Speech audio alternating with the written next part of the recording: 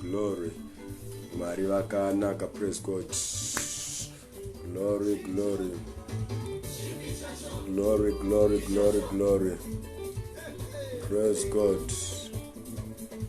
Praise God, praise God, praise God, praise God. Glory to God. Tavapopa life. Praise God, praise God, praise God, praise God. Ndiani ari kuona neni today. Glory to God. Ngatikwasane ndiani ari kuona neni. Praise God. I greet you all. I greet you. I greet you. I greet you.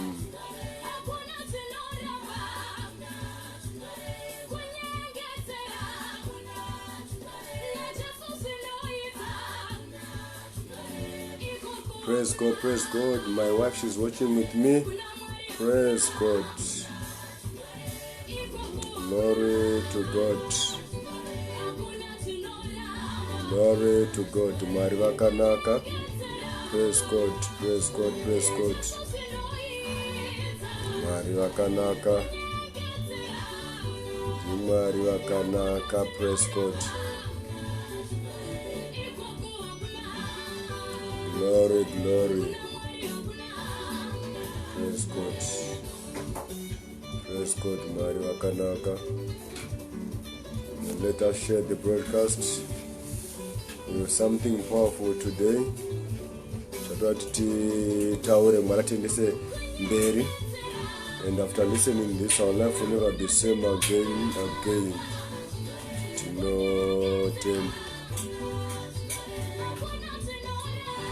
Praise God. Praise God, praise God, praise God, praise God. Lord of God.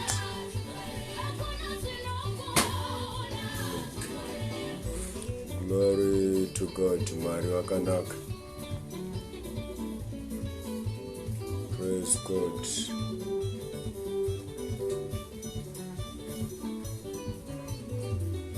Glory, glory, glory. Mwari vakanaka. Praise God. Praise God, praise God, praise God. Tinotenda Mwari. Let us share our broadcast so that we can start. Tina nguva tiri pano.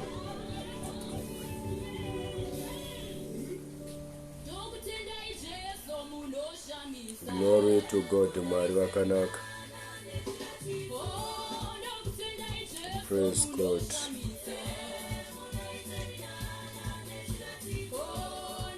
Mwari vakanaka. Praise God.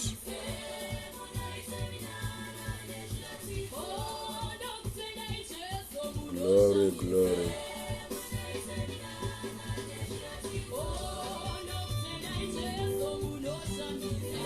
Glory, glory.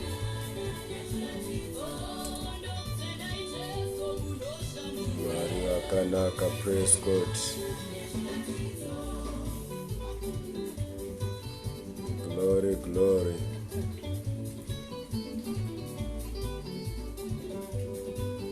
Glory, glory. Glory to God. Mwari vakanaka. Praise God.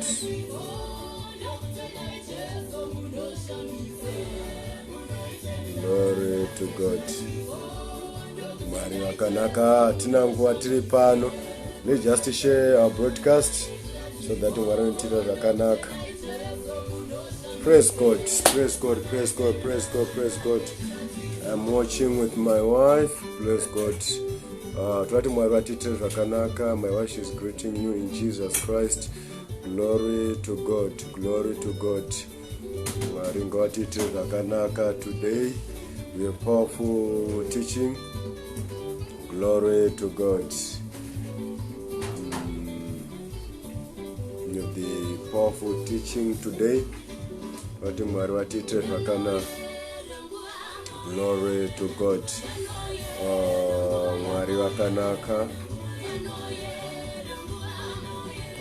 Let's share our broadcast. Let's share. Glory to God. Mwari wakanaka. Praise God, praise God, praise God. Tinotenda Mwari. Daughter, something very powerful today, and our life will never be same again and again. Glory to God. Ngandi dzore volume yangu. Tina nguwa. Praise God. Glory to God. Glory to God. Praise God. Praise God. Praise God. Praise God. Praise God. Praise God. Tinotenda Mwari. Today, I believe our life will not going to be same again after listening this sermon. Tinotenda ni transformation. Tinotenda upenyu unoshanduka. If we listen to this sermon that we are going to teach on this subject that we are going to teach on, your life will never be same again. You're not going to be same again. Even tikaterera asema masemo unatakaita ukaanza kuterera zvakanaka upenyu unoshandwa. We did many sermons. Tikamaterera masermons wa upenyu hwedu unoshanduka magarire edu anoshanduka. And I hope you are going to be blessed by this teaching. It's going to bless you. And tender. Glory to God. I'm watching with Evangelist Brandon Garande. I welcome you, men of God. I respect you. It's an honor. Tender Mwari ngwakuite zvakanaka. May God supply your needs in Jesus Christ according to his riches. Tinotenda Mwari muparise mama, and I hope you are watching with her. Glory to God. Mwari wakanaka. Today I have the powerful subject. And I know Pastor Law, come on, Pastor Law. Praise God. Today I have powerful. Let me reduce my volume. Yeah, praise God. So I'm going just to pray so that our understanding. Glory to God. I pray that may God open our understanding. May God light in the name of Jesus Christ, lighten our eyes of understanding, so that we may understand the hope of his calling in Jesus Christ. I pray for wisdom and I pray for revelation, so that you may know him even better than me. In Jesus Christ, it is done. Today we have a powerful teaching. I know a lot of people, maybe they know this scripture, but today Mwari vatendese pane chimwe chikamu. The love of God. So we are just going to read straight to John 3 verse 16. John 3 verse 16. Ticha our scripture from John 3 verse 16.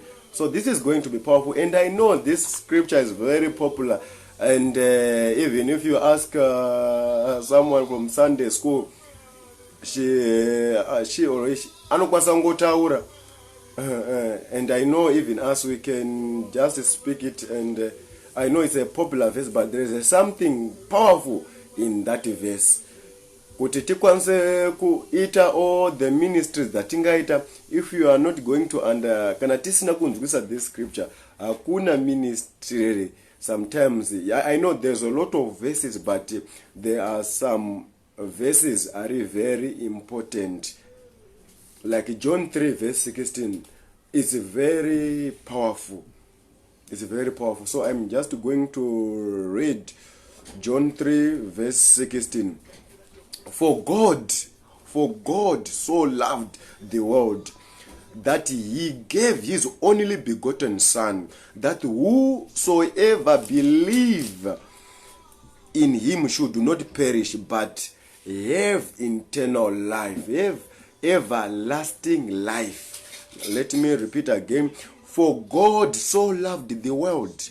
For God so loved the world that he gave his only begotten Son, that whosoever believe in him should not perish, but have everlasting life. Praise God. So this is a very powerful scripture in the Bible. I know some people, they say that no, this is a popular one, and somebody can say it in I know, but we just it's very powerful, and it's deep. It's not deep. So good. Maybe you can understand. You cannot understand it. It's deep. So good. It changes our lives. It changes our view. Maonere atinoita mwari. It changes everything. Glory to God. So this verse is very powerful. It changes maonero atinoita mwari. Glory to God. Mwari wakanaka.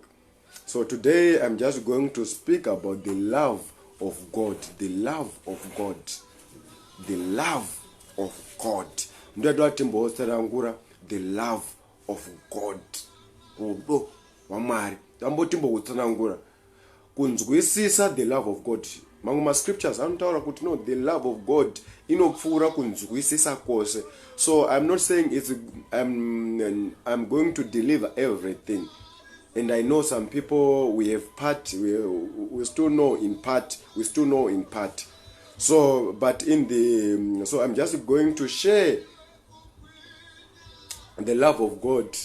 Nekunzwisa kwaturu kuita John 3 verse 16. No pachabuda boss. Why is this subject is very important? Kuziva rudo rwa Mwari. The love of God. Some people will still tichichiruku atinsa tanzwisisa the love of God. Tichirukunzwisa Mwari in the lowest level. Azvina kuipa, but there is a deeper dimension atinokwanisa kunzwisa Mwari. But some people tichirukunzwisa Mwari nekuda kwezvinhu zvidiki diki.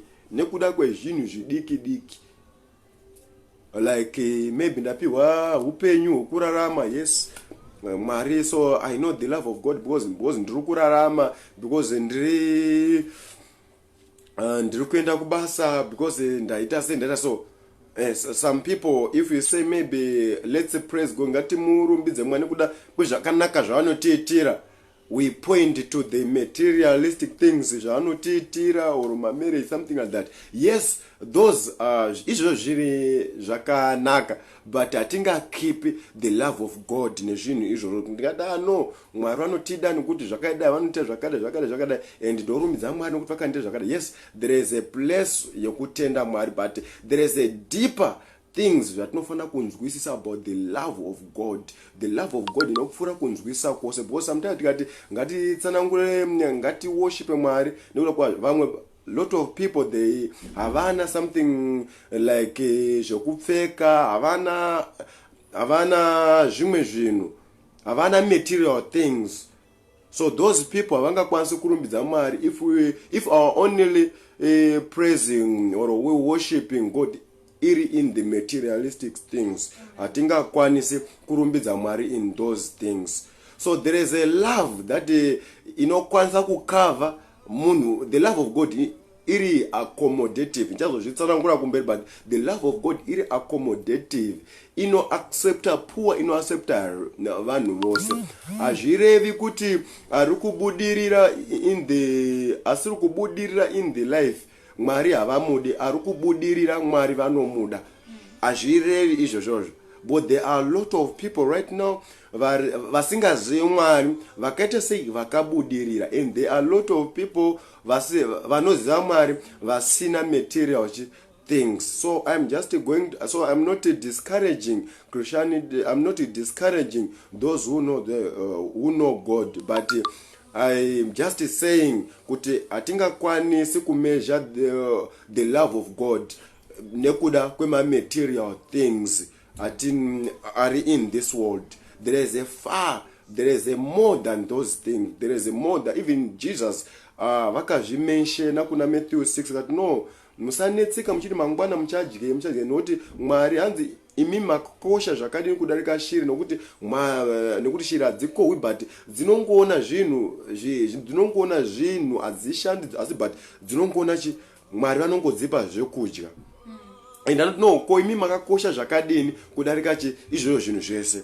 And anoenderera mberi chiti no, upenyu hwakakosha kudarika material, hwakakosha kudarika kudarika zvinguo dzekupfeka, something like that.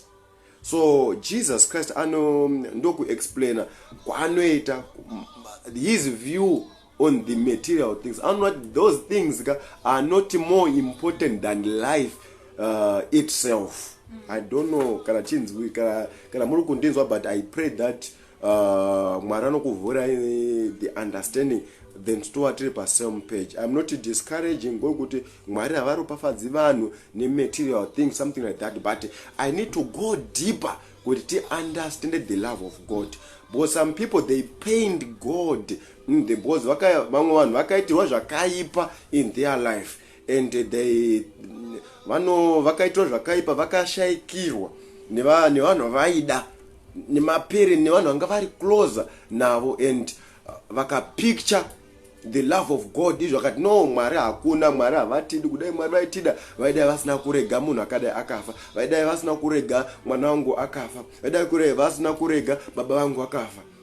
So they measure God with those. So those people they end up vakera vane anger or bitterness. And in the nature of God, tinonzwa kuna Psalms 103 inotaura kuti my God does not keep anger. Is another a nature yamwa kuti Mwari hava keep anger. Mwari hava hanzi vanonoka kutsamwa. God does not keep anger, because why? God is love. Pese pane love, anger haikwanisi kugara, inoitwa neutralized fast. Pese pane love. And kuna Ephesians 4 verse 26, I think inotaura kuti do not anger. Andika musatsamwa, musavidza zuva, musatsamwa, and musatadze, musavidza zuva. Because chinoitika ndechekuti pese pauri kukera anger painogara mukati mauri evaporate that love. A love inenge irimo inopera, and kutsamwa kukagarisa mumunhu. Zvandoti kutsamwa kukagarisa mumunhu. Kuna Ephesians 4 zvonzi kutsamwa ngausagara mumunhu, ngausavidza even zuva. Why akada boze kutsamwa kukagarisa mumunhu kunoita give birth kunoita not a bitterness. So bitterness is state yekuti unenge wangofila that vanhu havakudi, something like that, and that bitterness unenge inofunga nezvaunenge uchiitirwa nevanhu zvanga zviri negative, and you carry all those stuffs, and you feel rejected, and you feel kuti vanhu vari kukuregerera, something like that, and you feel kuti hausi kuita se hausi kuappreciate nevanhu, and you carry bitterness, kuvava, you carry that kuvava. And in that environment ye bitterness, ye anger, love aigari.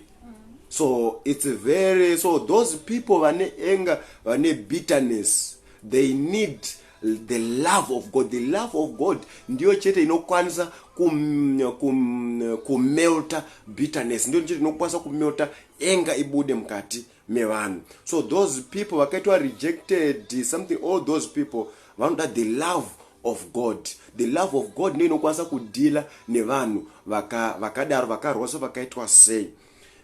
Because some people vakarwasa zvokuti they feel kuti hakusisina umwe munhu anovada, and umwe munhu akarwadzwa in the relationship zvokuti anofunga kuti no, hakusisina umwe munhu achamuda, and havachapindi futi in any relationship. Even vakapinda in the relationship, their level of commitment inenge yasiyana, because they always feeling that kuti no, hakusisina umwe munhu angakwanisa kuvada, because nokurwadziswa kwavanenge vakaitwa in their life. So vanhu vose vakarwadzwa vakaitwa same.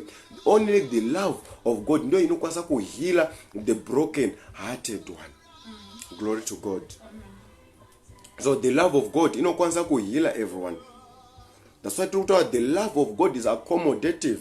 The love of God accommodate a bad and a good. So let me start to interpret that John 3 verse 16 kuti irikutaura kuti John 3 verse 16 irikutaura kuti pekutanga paya inotaura kuti for God so loved the world. So toda kunzwisa the love of God. I know there's a kind of love yatinona, but our Christian life kuti ifambe zvakanaka, kuti ove uri muparidzi akakwana, you must know the love of God, and you must preach based on the love of God. I'm not saying you must preach love, but that love inofana kuku affecta iwewe, so that you preach to others. I think kuna John 13 paripandara kuti no, Jesus Christ andara kuti no, another new commandment yandichakusira andichika mudane, love each other as I loved you. Love each other andika dananai sezvandakakudai. So Jesus Christ has kukomanda vanhu kuti vangudanana zviri nacho, but ari kuti dananai sezvandakakudai. So the disciples vaizodanana sekudiwa kwavanga vakaita na Jesus Christ.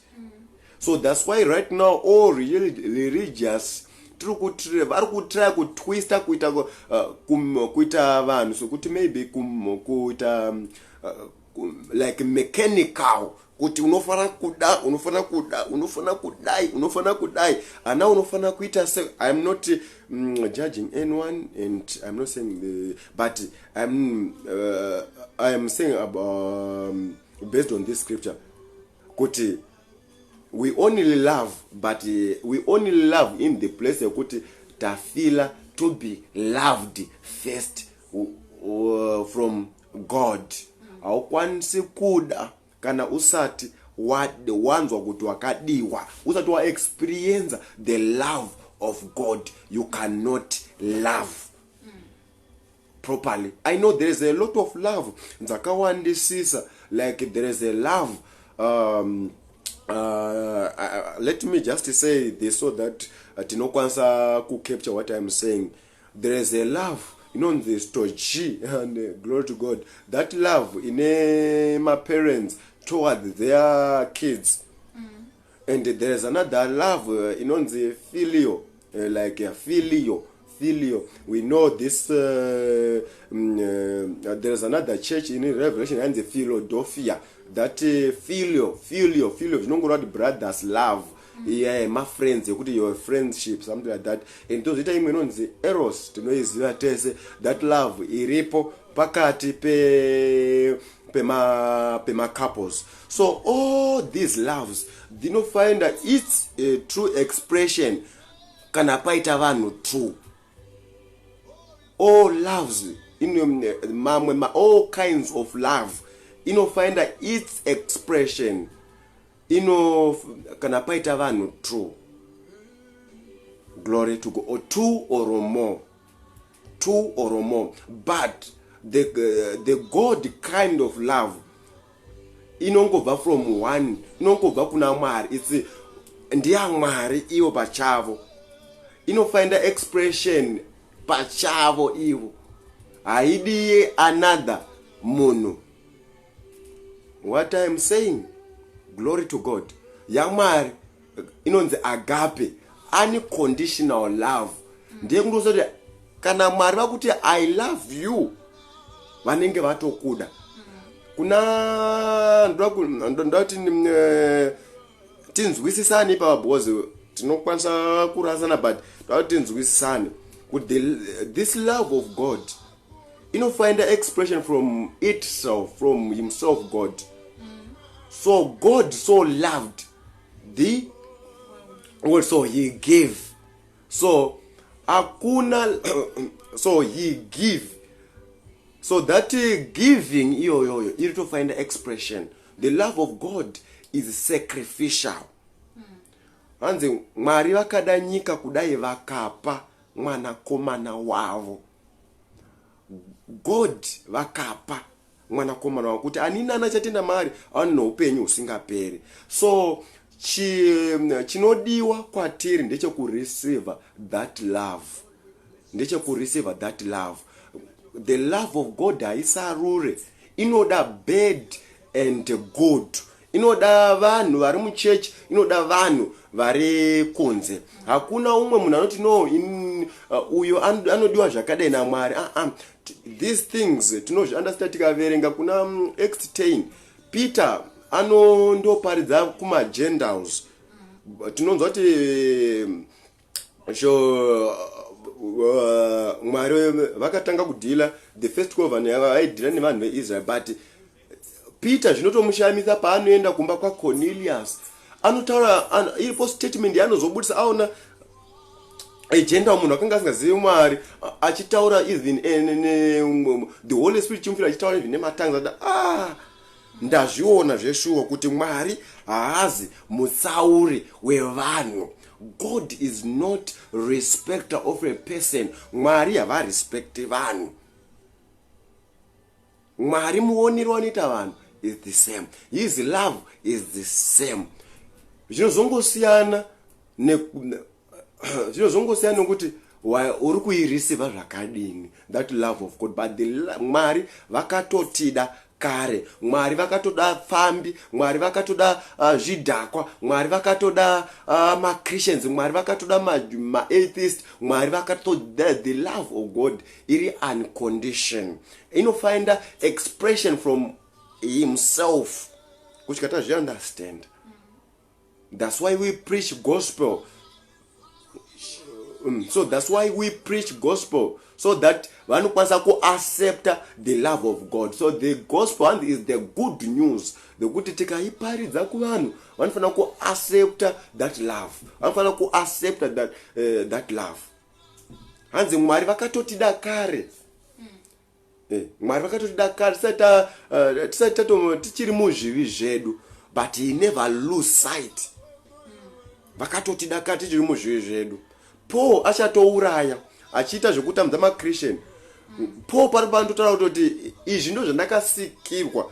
Wanzi Mwari vakatondiziva even ndiri mudumbu ramai vangu andika hanzi ndo zvandakatosikirwa izvozvo naPaul achizvitaura. Kutaura kuti even Paul paanga akuenda Australia kwesokoko inyaya kuti anga asati anzwisisa kuti anga asati anzwisisa, but pakazo understand pakazosangana encounter naMwari. Upenyu hwake akabva atanga kufamba in that calling. Akanga akutanga kuparidza kutenda kwaimboparadza. So a lot of people right now, they are doing things nekuti havasati understand. A lot of people vari kuita zvinhu right now zviri bad, something like that. Nekuti havasati understand the love of God. Munhu akanzwisisa rudo rwaMwari, akanzwisisa kuti Mwari anomuda zvakadini, zvimwe zvinhu zvese zvinopera simba. Chinhu chinoita kuti vanhu vasiye ma-addictions avari vanhu vave in the sin. Vave in all addictions like pornography, like all those pornography, like everything. Any addictions anoitika mostly through sin, something like that. So chinhu chinoita munhu azobva muma-addictions ese inyaya yekuti anenge aintroduced to the higher, kune chinhu chine higher pleasure than that addiction. Chinoita kuti munhu wese adeliver from every addiction inyaya yekuti unenge wamuintroducer to the higher pleasure. Munhu ungakwanisa kumuleya mahenzi ukamuita se, but kana usina kumuintroducer to the higher pleasure iri more than that addiction. But there's my pleasures azvinopa any addiction, any sin ine ine kakufadza kwazvinoita. So tiri kuti munhu kuti abve mune zvinonakidza zvakadaro anenge aintroduced kune chinhu chinonakidza kudarika ichocho. So chinhu chinonakidza ichocho is the love of God. Kuti munhu wese right now ari kuita into pornography, ari kuita in fornication yakaita se, ari kuita in drunkenness yakaita se, jealous, bitter yakaita se, vanhu ivavo vari kungoita because the love of God hasati yaona expression, havasati vai-receive. As they receive, their life will never be same again. Kuti pauri kureceive the love of God, kungoireceive chete, you don't need to do anything. God demonstrated it by giving his son. He gave himself into the person of Christ. God gave himself, and coming into the person of Christ is the God. I think Philippians 2 Philippians 2 verse 5, think like we have mind of Christ. Without a robbery, he was same like God. Pasina kuroba, he was same like God.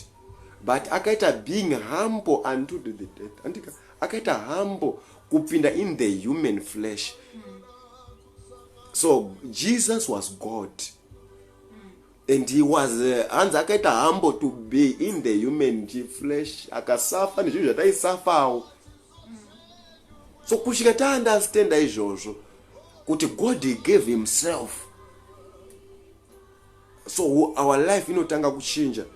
And tonyengete kuna Philippians uko kuna Ephesians 3 intonyengeta kuna Ephesians 3 intonyengeta izvozvo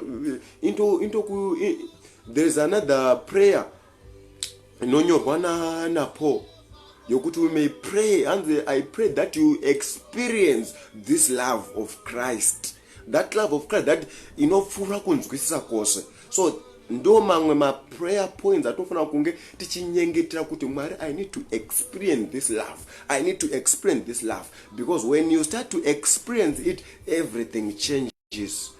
Until Christ formed in you, everything will change and nothing will matter. Glory to God. Kuna Galatians 2 verse 19. Kuti, my children, that I travail in birth until Christ formed in you. So Christ must be formed in you. So if Christ formed in you, zvinhu zvese zvinopera, zvinhu zvese zvino lose power. Uyu yawaimboda more Facebook yawaimboda more ino lose power. Anything chawaimboda chino lose power. Kumwadoro kwaimboita kuno lose power. Enga ino lose power. Anything chino lose its power. Kana this love yawana expression mukati mauri. People, they are in bondage right now because avasati va receive this love of God. The love of God is really bad and good. So apapatarwa kuzi, for God so loved the world. He loved already. He loved. Akada nyika kare. Mwari vakada nyika kare. Azvina kuzi Mwari akada ma Christians, Mwari akada vanhu akada, Mwari akada, but God loved the world. Akada good and bad. So Mwari akada kare. He is not going to love, but akada kare. The love of God ndo zvairi izvozvo. Pakatotadza Adam, kutadza kwakaita Adam, hakuna kutora Mwari surprise. Mwari anomboita surprise kuti wazotadza kuzodai so haana kumboita surprise. Pakanga pakutoitwa chireba ndo pakanga pakanga the planning redemption hanzi yakatoplana before the creation began. Ndo panga patanga the plan of the redemption. So azvina, glory to God, azvina ku surprise Mwari kuti munhu azodai also. God is the good shepherd. He feeds, anopa. The shepherd hanzi anotarisa makwe hanzi ndiye anopa upenyu hwake. Kuna John 10 hanzi I am the good shepherd. And anopa upenyu hwake kumachiku, anopa upenyu hwake kumakwai. Andika anopa upenyu hwake. So the love of God hanzi cover all multitudes of sin. Rudo cover multitudes of sin. So pakatotadza Adam, Mwari vakanga to prepare the way already yokubuda in that bondage. So ipapa ndopanofana kunzwisisa kuti the love of God tikainzwisisa even urwere rweumwe unotama. Because the love of God hanzi inobvisa even kutya kwose. Moza hanzi uyo asi uyo anotya hana kukwaniswa murudo. So if you have fear, there are a lot of people vasiri comfortable even in the marriage avari vangoneka mukachifika kuti ko mangwana ndikabuda in this marriage, ko mangwana vangoni ndikachifika kuti even vari pabasa kuti no ndikabuda ke up ko ndikabuda even pese pavanenge vari vane kachifie kamwe kavainako. Even vakapinda in basa ravapinda vakapinda even pachavo havazi free, vanongofila kuti maybe ko ndikarwara ndikamuka ndakadai. So zvimwe zvinhu zviri kuitika in this life right now is because people havana kureceive that love of God. Mamwe mafungiro, mamwe ma-actions ese ari kuita vanhu is because havana kuzadzwa this love of God. Because if you understand the love of God, our view inochinja, tinofila comfortable, even tinofila even kuti Mwari vanotida, Mwari vanoprovide anything chatinoda. Hanzi kuna Romans 8 verse 32 inotaura kuti God did not spare, kuti hanzi Mwari havana kukipa mwana wavo, asi Mwari vakatipa mwana wavo, havana kukumbomudzora. Hanzi kuna Romans 8 verse 32 inotaura kudaro kuti God did not spare his son, his only son, for himself, but he gave his son, and he is going also to give us everything that we need. So chinhu chekutanga chatinokwanisa kuunderstand even in our worship, is in our praise, is to appreciate God nekuti vakatipa mwana wavo, vakatipa Jesus Christ. Ndo chinhu chihombe than tazosvika into materialistic things. Tinofana kuunderstand kuti the love of God yavakashowa, the most yakashowa pana Jesus Christ. That love ndio tinofana kuunderstand most. So tikawana that one, tinongoziva kuti kunyange usina chawinacho chinooneka, but Mwari vakakupa upenyu hwavo pachavo. That love nokwanisa kuiunderstand. Understand that love, tinofunga kuti those things zvati like wapinda basa ndotinda Mwari, those things is nice. Ukadzingwa wofunga kuti maybe there's something bad chakwaita pana. There are a lot of people right now vari kufunga kuti even the sickness yavainayo right now God is punishing them, and the life yavari kuexperience right now vari kufunga kuti the thing that vari kuexperience in their life vari kufunga kuti God is punishing them, God is against them, and vari kufunga izvozvo. So in that way you cannot experience God, because you are thinking that God is against you. But tikazoverenga kuna Romans 8 futhi I think kuna verse 30, who can be against us if God is for us? Mwari ndewedu. Ndiani angatirwira? Ndiani angatirwira? If God is for you, who can be against us? Kana Mwari ari kurutivi rwedu, ndiani angatirwisa? Hakuna. God is for us. Mwari ari kurutivi rwedu. Mwari ari kurutivi rwedu. If God is for us. So God was against you. God was against you. Can I say to you, born again? God is not against you. God loves you. Wakadaro. Urumu upombwe. God loves you. Wakadaro. But ngandi explain shit. Maria was kuda kutu ufe in that situation ya uri. It's not the love of God. Mari vana vasikuenda vanhu vanenda ku hell not because Mwari ava rejecta. God is not sending people to hell. Let's listen this. God is not sending people to hell because he is against them. People, they have the will. You could accept that love. You could accept Jesus Christ to be the Lord. You could accept that sacrifice. So people are not going to hell because God hated them. People, they are going to hell because of their own will. They can understand that our life will not change. Rudo rwa Mwari runopfura kunzwisisa kwose. Mwari vanoda kuti zvauri izvozvo right now. Kuna glory to God. Kuna 1 John chapter 4, I think on verse 7, something like that, if I'm not mistaken. This is the confidence that you have in the day of judgment. We have this boldness in the day of judgment.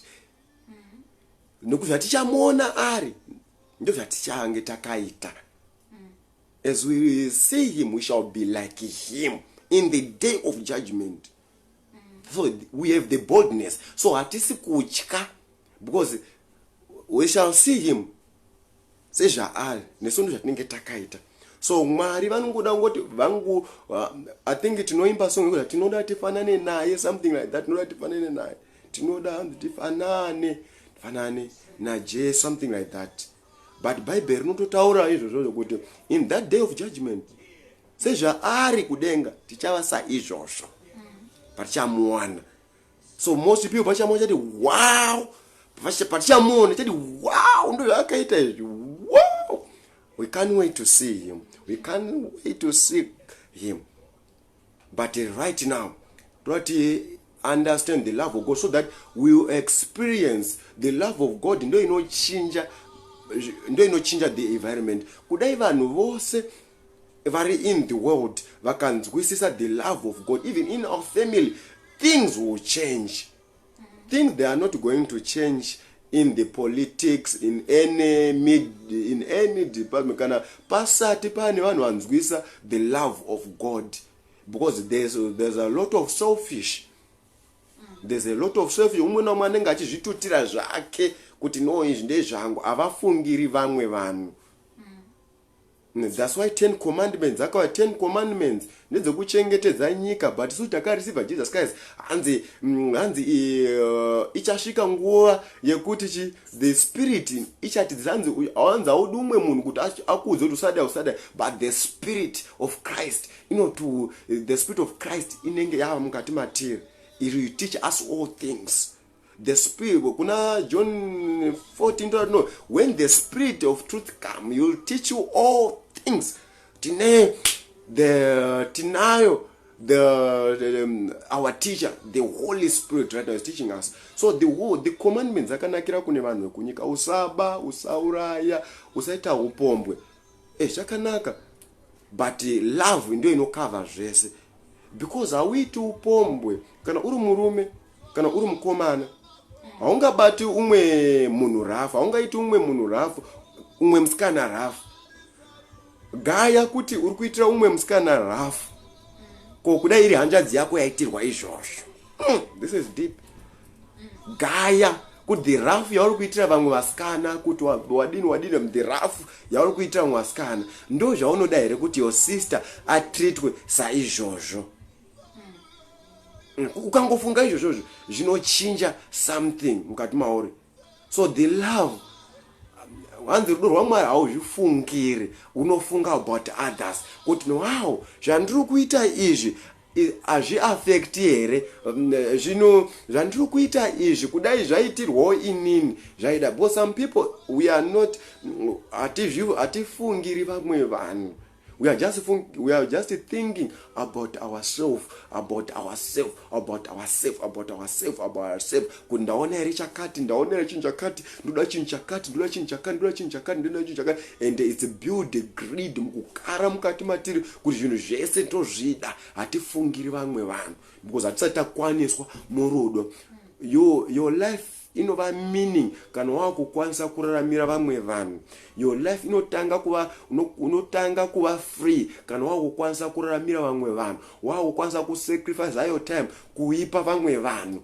Because a lot of people, they are too busy kuitira vamwe vanhu, kupa vamwe vanhu, they are very stingy, havakwanisi kuexpressa ruoko, very stingy, havakwanisi. But tika understand the love of God ndiye kungopa chete.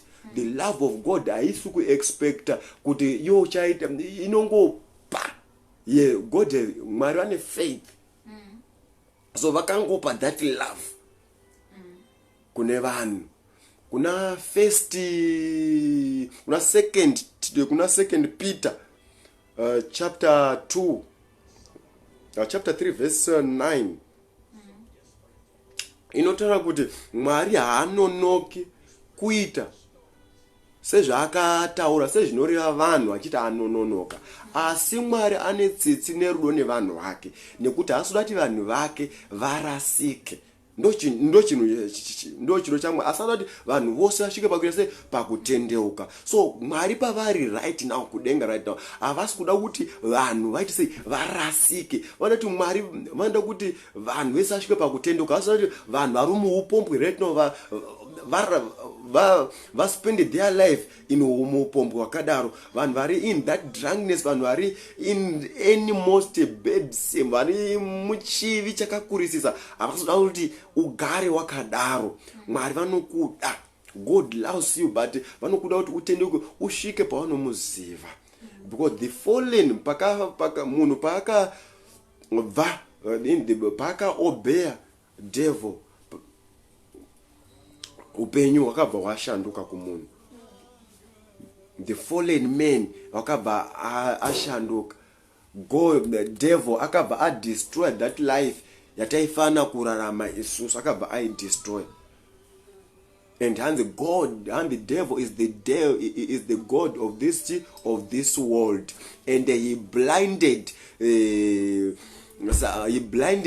some people so that they may not see the love of God. They may not understand the revelation of Christ. He blinded some. Sometimes vamwe vanhu vakaitwa blinded.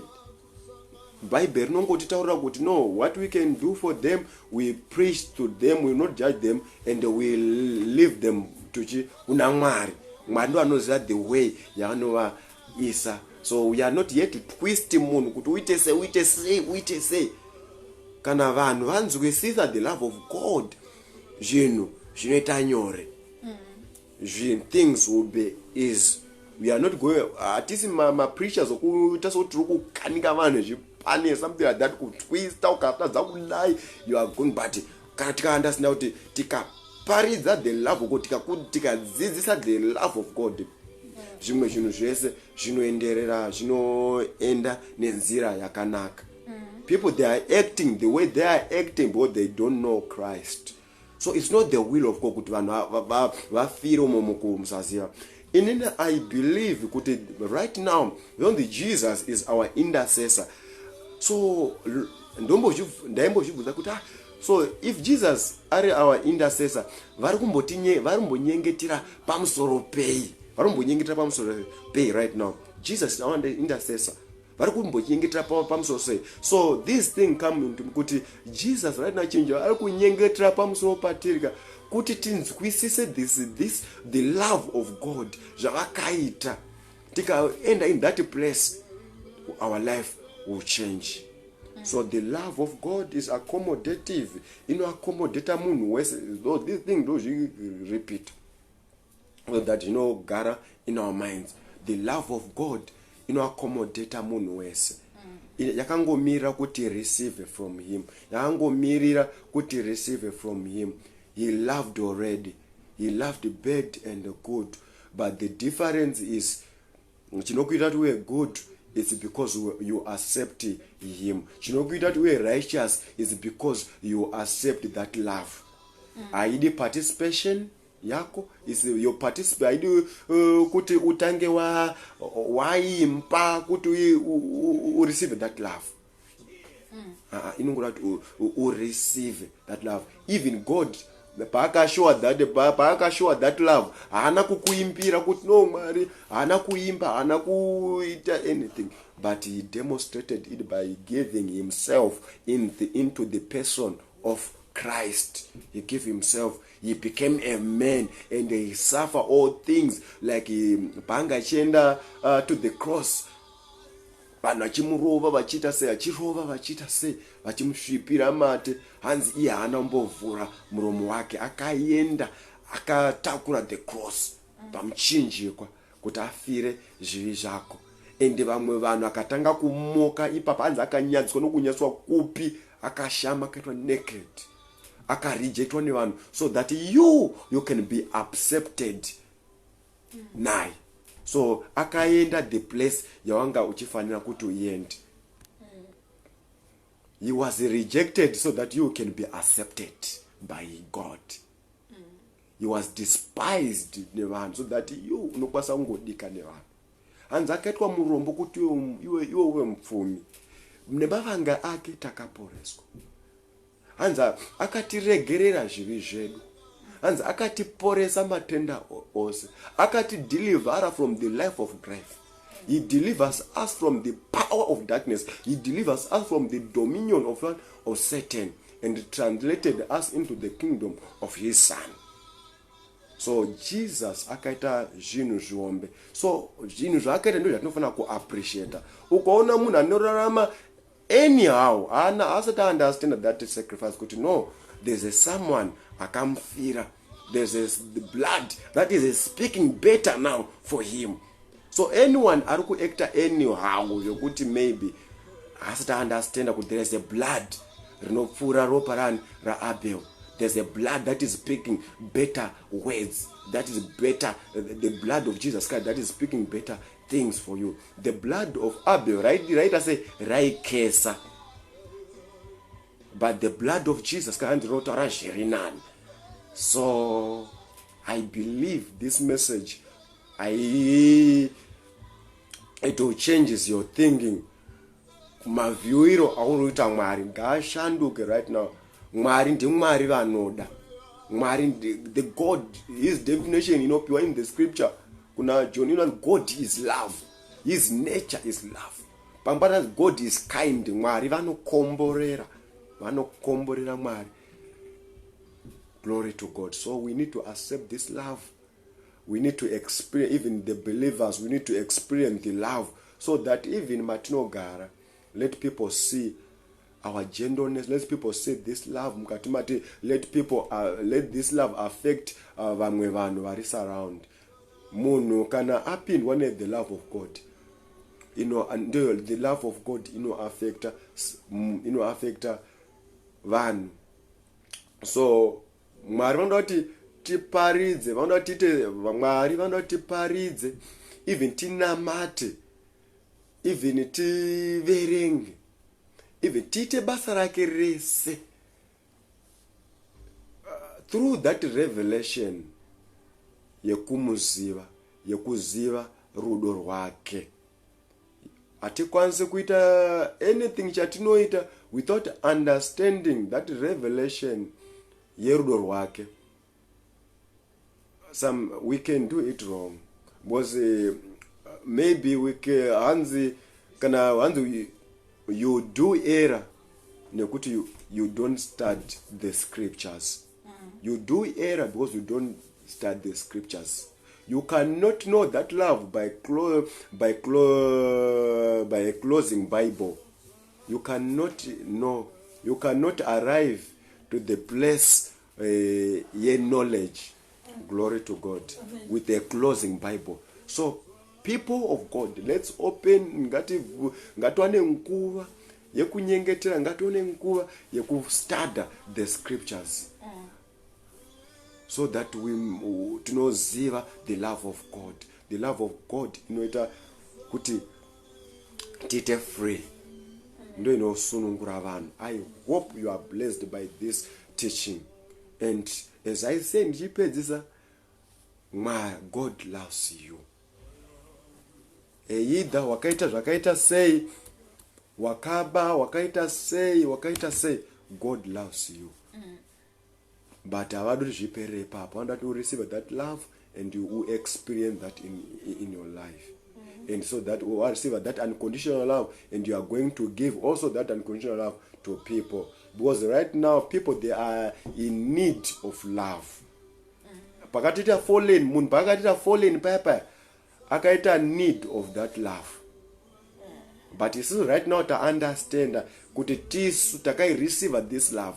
As I loved you, so loved others. Love others as I. So the same love, itakangodwa na unconditional love. Ndo yachandoda ma families edu, vasingadiki veve ngativade. Vanu nevanodika ngativade. The love of God iri accommodative, accommodata vanhu vese. So aukwanisi kuda, glory to God, aukwanisi kuda, aukwanisi kuparidzira munhu wasingadi. So unotoparidzira and uchiparidza and uchita sei, ziva kuti vanhu vese vari kuparidza. Uchita basa raMwari, uchita any service kana kuvanhu, ziva kuti Mwari anoda vanhu kudarika iwewe.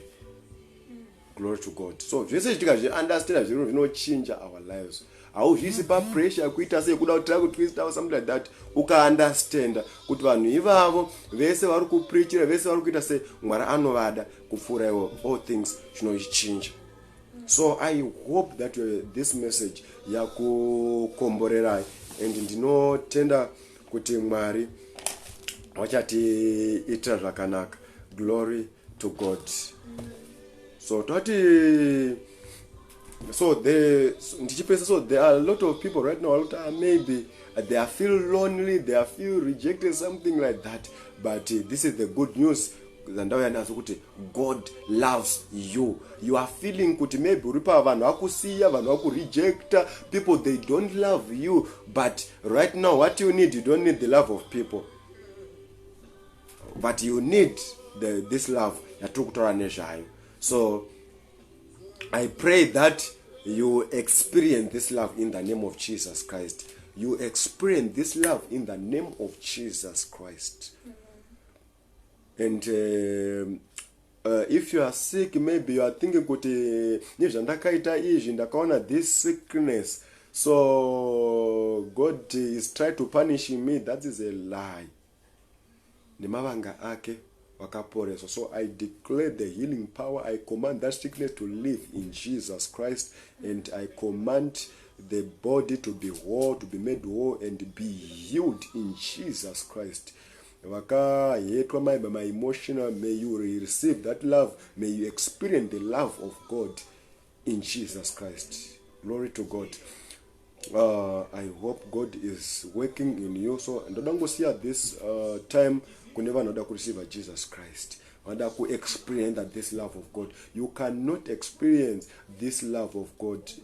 Can also receive Jesus Christ. Can also get Jesus, your Lord of your life. You cannot experience it. You must be born again. Good God. So I'm just going to do a prayer, a short prayer. By doing that, believe in your heart. You believe in your mind in Jesus Christ. Your life will change forever in Jesus Christ. So just to say this, I thank you, Jesus, for being a sacrifice for me. I thank you, God, for sending Jesus Christ for died for my sins. Today, ndinoramba nemabasa aSatan. Today, ndinocheka na ukama na Satan. Ndinokukumbirai Mwari kuti be the Lord of my life.